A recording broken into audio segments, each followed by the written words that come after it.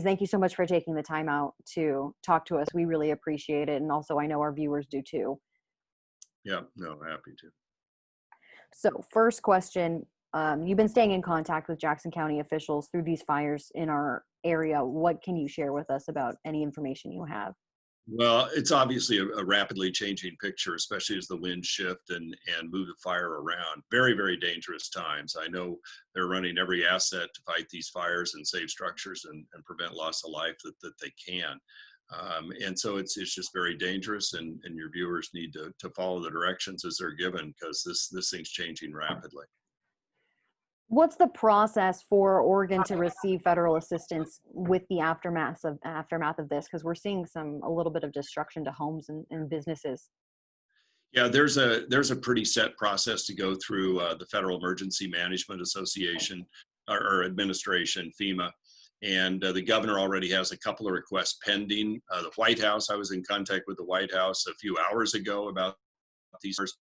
They reached out to the governor's office this morning, and we're going to reach out again this afternoon.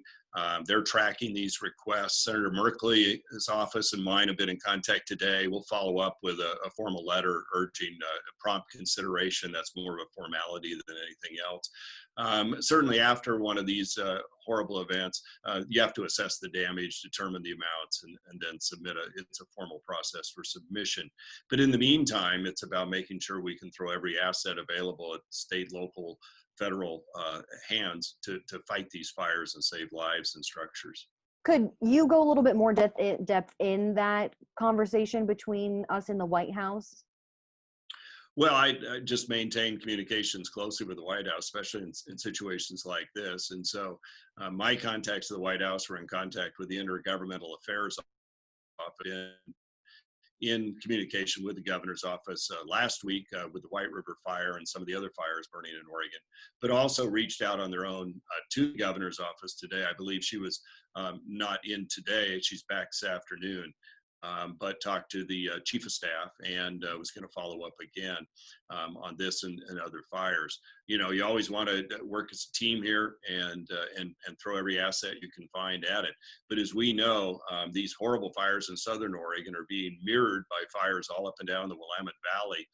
There's some reports that literally everybody in Clackamas County should be ready to evacuate. You're talking hundreds of thousands of people. And then all down the Willamette Valley with the fires that has been burning out of the Sandiam Canyon.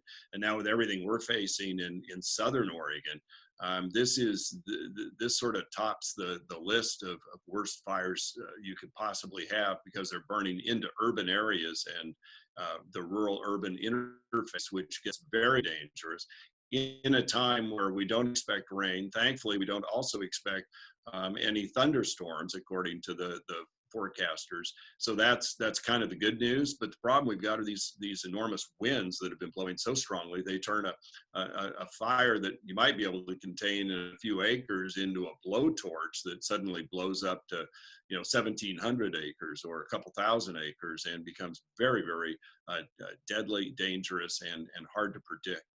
Those are all the set questions that I have for you. Is there anything else that you're wanting the public to know or be aware of right now?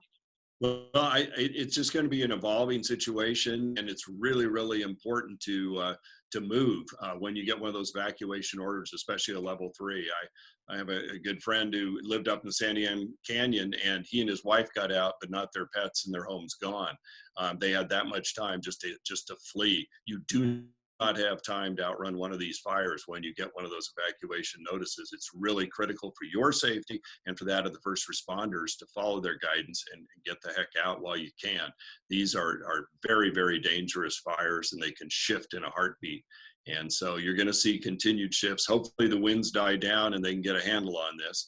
And I was talking to Commissioner Roberts earlier, and she said out where she is toward Gold Hill, the winds were dying down a bit. They weren't as strong as they had been. So, hopefully with nightfall, the winds will die a bit and they can get a handle on these fires before they wreak incredible destruction. So we just need to keep firefighters, first responders in our prayers, and all those that are affected by this.